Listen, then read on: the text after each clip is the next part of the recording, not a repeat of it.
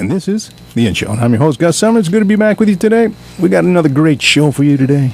We have in-studio guest, Calvin B. Streets. Hey, Gus. Hey, my brother. Man, I've been enjoying the playing. You know, I love it when, you know, someone comes in and just, you know, acoustically just goes to town. Yeah, it is low tech. Isn't it? I like that too, yeah. You know, able to try out a few things here. This is just me. Yeah. And, of course, the millions of others who are listening, but in front of you. And, of course, your brother, Bruce. Hey, Bruce, thanks for being with us as well. So, I want to talk about some of the things that you have going on. I know you're going to be doing KongFest. Yeah, I'm opening up KongFest 1. I'm thrilled to be doing that. Alan Lohr, Buddha Man, asked me to do that. He's got an amazing radio show. Nice. And I did a couple of hours with him. He was very nice to invite me there and come back. And next thing I know, he asked me if I'd open. I'm thrilled.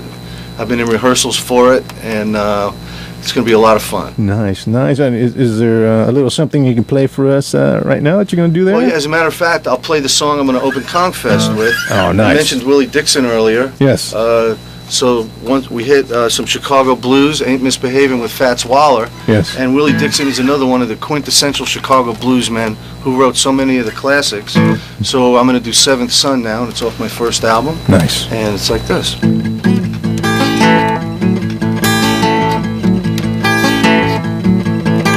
Everybody talking about the seventh son in the whole wide world. You know there's only one, and I'm the one.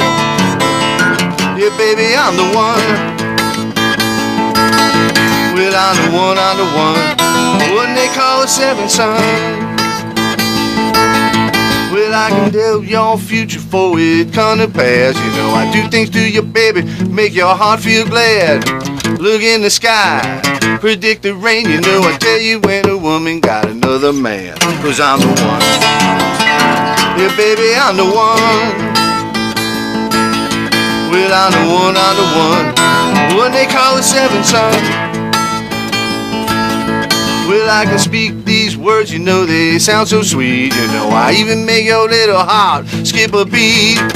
I heal the sick and raise the dead. You know, I make a little girly dog out their head. 'Cause I'm the one. Yeah, baby, I'm the one. Well, I'm the one. What they call the seventh son.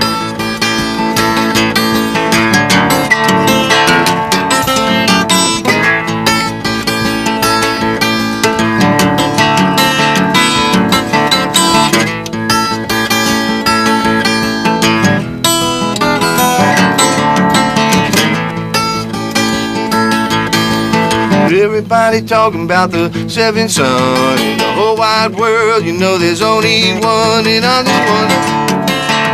Yeah, baby, I'm the one. Well, I'm the one. What they call the seventh son. Well, I'm the one. What they call the seventh son. Well, I'm the one. What they call the seventh son.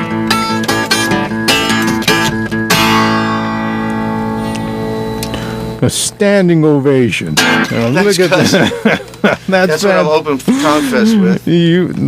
That's fantastic. That's the first tune on my new album, I'm Just Saying, which is slated for release later in this year. In the summer, actually. You just took me back as if I'm sitting on a porch somewhere, you know, drinking some tea, some lemonade. Blues is all about that. Absolutely. That was great. That was fantastic, man. You captured it. You got the soul of it. Thank you, Gus. Thank you very much. Definitely gotten past the shy early years that we were talking about. That's great. So, is there some other gigs that you got coming up? You can play anything mostly locally? I'm concentrating on KongFest, and then things are brewing for later in the year after my album comes out. Yes. So just stay tuned. Check out Facebook or MySpace or any one of the social media, and you'll hear everything about it. Nice. Absolutely. You know, I wanted to go back and talk a little bit about what happened after you released your album with the Sinatras. So did you just do the one, or did you do a couple with them? Yeah. That was an album that didn't come out back in '79 for whatever reason. Yes. And I always had the masters, and Nicky the drummer had some CDs of live performances. So when we had the opportunity, we got together and said, yeah, we'd have to be nuts not to do that. like I said, just to put it in its time frame, put it where it belongs, put a bow on it. Yes. If something happens, it's clear, it's nice. Yes. But if it doesn't, it is part of the story, and it needs to be told in that regard. So yes. I am glad it's out. That's but there are no follow-up albums, no other songs. Yes. The teenage angst that was born from, it's just not here anymore. Right. Yeah, it's very different. Different times, isn't it? But I know your career really blossomed because you're a prolific writer, you're a player. You've done many pieces for television and movies, am I correct? Yeah, I'm a songwriter. I studied that from some very preeminent writers themselves, mostly notably Marshall Barrer, the Broadway playwright who wrote Once Upon a Mattress. I spent over almost 2 years with him learning how to put lyrics and music together. And I've written some stuff like, I don't know if you realize this, there's a thing called pumpkin chunkin' back east, where people try to throw these pumpkins as far as they can. Yes. Anyway, I wrote the theme song for that, the Ballad of Pumpkin Chunkin'. Did you? I was asked to write a song. There was a movie coming out, a Disney movie, Paul Bunyan. Yeah. So I wrote the Ballad of Paul Bunyan, which is one of my biggest hits. Yes. This is an interesting story. The movie never came out, but I did write the song. Okay. So when my first solo album was getting ready to come out, I said, well, put it on there because it's already done and produced. Right. And that turned out to be the second biggest selling tune on that album. Really? So I'm really excited about that. Paul Bunyan. Yeah, the Ballad of Paul Bunyan. It's really something. That's fantastic. As a matter of fact, if you Google Paul Bunyan, that just might come up. Is that right? Yeah, all these tunes are available on Apple iTunes and Amazon and CD Baby. Nice. Yeah. Nice. And in regards to that, are you working on any projects right now? Anything coming up in regards to? Yeah, there's a new project I'm not going to speak about because really what I'd like to do, I'm really spending all my time getting my act together for KongFest. Yes. Because it is KongFest 1 of many. You're right. And I want to bust out in a big way, with some tunes from the new album, maybe a couple of surprise tunes. Nice. So I've really been putting all my energy towards that. Wow. Now that this album is done, I could put, look towards that. Shift some energy towards that. And there will be other things, like I said, so if you just look at Facebook or get in touch through any social media, you'll find out what's going on. Nice. So because all that happened during the 80s, am I correct? Well, the Sinatra was 1978, 9, and 8, a little of 80, not too much. And then the 80s, so that's when you went to more become a prolific songwriter and you studied a little more? Well, the 1980s was interesting because I got married and had a family and took that road. So it took me off on a different tangent. Never stopped writing music. Yes. I just stopped writing it for the masses for a while till the kids were grown. Yes. So I did, there was a couple of decades in there while I was raising my kids. But then, they grew. Yes. And thank God I was able to be healthy enough to take advantage of the second bite at the apple, as they say. Second phase of life and such. Right. So during that, when was that? About mid-90s? What was that? When you decided to really pour your energy back into the music and everything? It was 2001. 2001? Yeah. Okay. So the same love? Did you grow up in love for blues? That's interesting because for one reason or another, I literally hadn't picked up the guitar for a decade. I mean, it was under the bed, collecting dust, going from the bed to the couch, to the closet, to the garage, to the couch, to the closet. Sometimes I would look at it and feel so guilty, and maybe the light was dimming a little, but it never really went out. And then, through life's happenstance and circumstance, the flame came back bigger than ever. That's fantastic. In 2001, when I started writing tunes for this album, Yes. He Ain't Done With Me Yet, my first solo album. Yes. And that was born out of the fact that I was asked to write the Ballad of Paul Bunyan by Steve Goldstein, who was producing the movie. Okay. So when I was writing that movie, that song for the movie, he gave me the script, and there were 3 songs he wanted. So 2 of them are on that album. The third one was never produced. Yes. And the second one, Blue Ox Blues, I wrote with a friend of mine, Spencer Davis, who was very generous with his time to help with that. That's fantastic. Well, that's a fantastic story that you put it down and came back and just not just walk with it, have been running with it. That's the Reader's Digest version. You have no understand. I'm telling you, it's a great story. Even when I think about it, that it really, I don't even have to embellish it. This actually happened. This is your life. Yeah, this story. That's great. Because the funny part was, after my divorce, I moved into an apartment. Yes. And this guy, Steve Goldstein, was already living next door. We didn't even know each other. We would meet at the mailbox or at the laundry room. Hi, Steve. And then one day he knocks on my door and says to me, I heard you playing the guitar. You mind if I come in? I mean, that's, you know, you can't make that stuff up. Yeah, right, exactly. It's destiny, if you want to say it. Yeah. Wow, that's fantastic. That's a real Hollywood story right there. And of course, you know, all those years that you had your guitar down, Bruce was saying, "Hey, can I borrow your guitar?" He goes, "No, dude, I'm using it." It was dusty. I felt bad. It was terrible. Beautiful. I love that. That's a fan. You know, thank you for sharing that. And I know, you know, a lot of people ask, you know, can I make a transition in my life, you know, midstream? Absolutely. And I'm you not just proved exaggerating. it. It was about 10 years like That's that. I awesome. didn't pick it up. That's It fantastic. just went under the couch, under the bed, in the closet. I'm not kidding. And that was it. Yeah, and I used to look at it, and it was yelling at me, but I had to ignore it, you know. I gotcha. Hey, Calvin, again, you know, thanks for coming in. Appreciate My pleasure, it. Gus. This is a lot of fun. Yeah, thanks. All right, well, this is Gus Summers, and you've been listening to The In Show, and we have in-studio guest Calvin B. Streets, and we're going to have a lot more of his music in our last segment. So you hang in there. We'll be right back. Hey, well, this is Gus Summers, and you've been listening to The In Show, and you just heard Calvin B. Streets. So we got another little ditty, because we're down to the last few minutes. Wow, So this went fast. Yeah, it goes pretty quick, Yeah, doesn't it it? does. So I want to give you an opportunity to play a little something else. I know you got another little ditty. What are we going to play I now? was thinking what else to play. I'm going to play a tune, single that I released called Changes Are Coming. And typically I'm not a political type of guy, but all you got to do is pay attention to what's going on and go try to fill up your gas tank. Yes. And so I was moved to write a tune in the Bob Dylan protest song 60s style. Nice. It's the only one I've ever written like this, but I mean, we all go to the store every day. And, That's it. Someone knows somebody that's not working that was yesterday. That's right. And so I'm just going to play a song. It's called Changes Are Coming, but just the change won't do. Nice. All the shovel-ready programs meant to throw all money round somehow missed my doorstep. The mailman let me down. And as I roam this highway, the rearview mirror frames my town.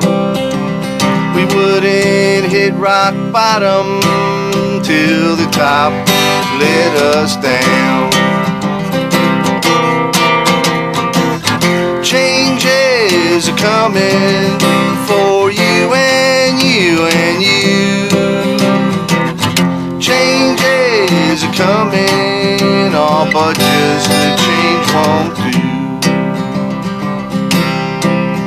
More traffic now than ever, gas goes up again and again. Somebody must be working, cause debt is my best friend. You know, I read it in a magazine and I seen it on TV. Jobs are gonna get here, good jobs for you and me. Changes are coming for you and you and you. Changes are coming, all but just the change won't do. Too big to fail, no one went to jail, and the bailout disappeared along with the money. And let me tell you, honey, I've never been this scared. Well, one thing for sure, it doesn't seem to matter if you're yellow, black, white, or brown. We wouldn't hit rock bottom till the top let us down. Changes are coming for you and you and you. Changes are coming, all but just the change won't do. I'm not talking about just the change. Changes are coming for you and you and you.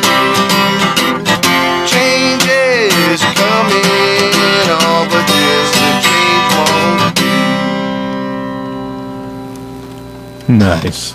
Fantastic. I think you caught the heart of what's going on. It was, last year I was lucky enough to be asked to play at the Nebraska State Fair, and over the 10-day period I played 39 shows. It would have been 40, but one was rained out.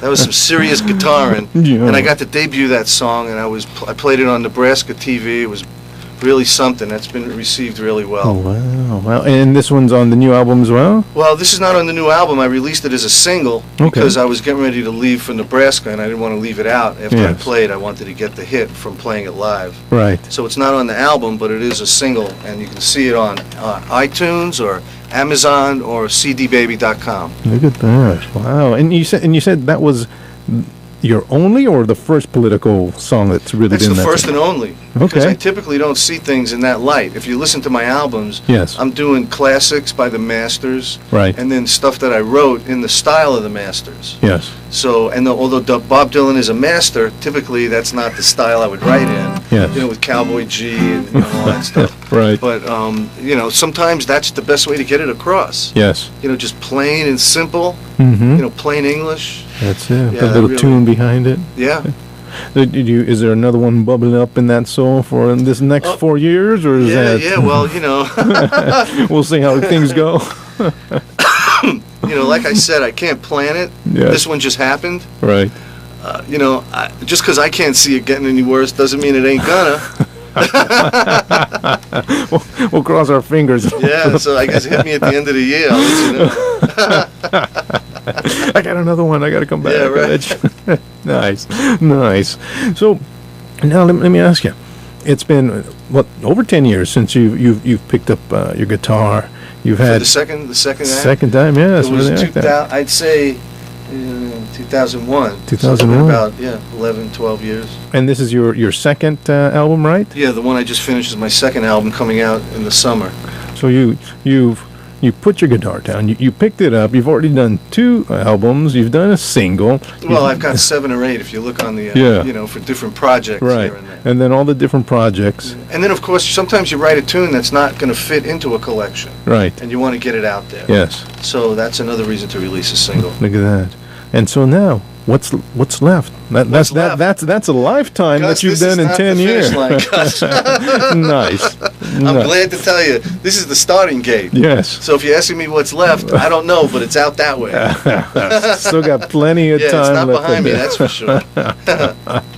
That's fantastic. At the least, fantastic, inspirational story. Fantastic. It's real life. Yeah, that's what, especially now, with your song and economic times and everything, people are changing. They need the lives that they had is no longer the same, and they're asking, "Can I go on?" You answered that And the question. irony is, when he said to everybody, are you ready for change? Nobody thought it was changed what's left from a buck. I'll take 12 cents, please. Actual change would have been nice, Can't even buy a cup of coffee anymore. That's fantastic. That's great. So at this junction in your life, content? Feel a little contentment Things in are your moving life? on. Things are moving on in the right direction, absolutely. The kids are fine, so I get a clean conscience to, do whatever I need to do. Yes. And, I can't, if I complained, I would be a schmuck. Excuse my expression. Understand. Believe me, when I don't want to hit you with any kind of cliches like, Yes. I complained my feet hurt till I met a guy with no feet. But I'm just saying, there's always something. Yes. I'm thanking God. Yes. Yeah, Knocking I on got no wood. complaints. That's right. With great familial support there. You got Yeah. your brother Bruce. I'm blessed. I'm a blessed bluesman. I really am. Look at that. So they always say the blues comes from, strife and agony, but you're so happy-go-lucky. Well, now I am. Hit me up in 90 minutes. I'll be a wreck. I managed to I clean up nice. Did you clean up nice? Nice. Hey, what did Jimi Hendrix say? He was on the Johnny Carson show. Yes. And Johnny says to him, it must be hard to sing the blues now that you're a multimillionaire. Right. So the answer is it's got nothing to do with anything. Yes. It's all on the other side of your eyes, not, the blues is a whole, Yes. A perspective. oh yeah. Yeah, that's fantastic. That's fantastic. Man, that's you just want to thank you. For coming in, and you had Thank you. and appreciate you sharing your story. You know, I feel like it's poignant, perfect time for a lot of people to know you can pick up and go, and it's not that you just changed your life; it's that you went back to your love, your love of music, and sometimes you got to go back to the beginning to go forward. I mean, it's always been there. Yeah, it's true. That's fantastic. Yeah. You know, thank you for sharing that. You know, appreciate it. You know, we only got a few more minutes. Mm-hmm. Did you want to play us out with a little something? Is there let me play you out with a little finger picking ditty. Nice. Let's see what we should do here. I think I'm going to play a song. Well, I'll let you choose. It's either going to be I Want to Be Around to Pick Up the Pieces or Please Don't Talk About Me When I'm Gone. Oh, I like that one. Please don't talk about me when you're gone. Okay, here's a song, Please Don't Talk About Me When I'm Gone. I apologize profusely for forgetting who wrote this song. I'm going to do it in a ragtime style. Nice.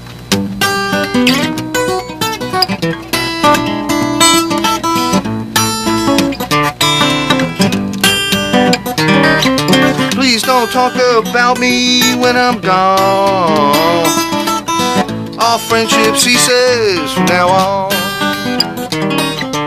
If you can't say anything real nice, not to talk at all, that's my advice. We're parting, baby. You go your way, I'll go mine. You know it's best we do. Here's a kiss, open this, bring love to you. Makes no difference how I carry on, yeah. Please talk about me, baby, when I'm gone.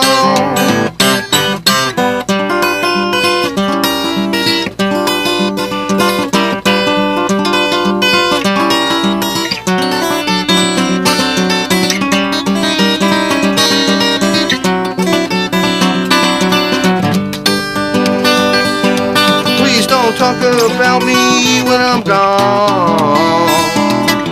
All friendship ceases from now on.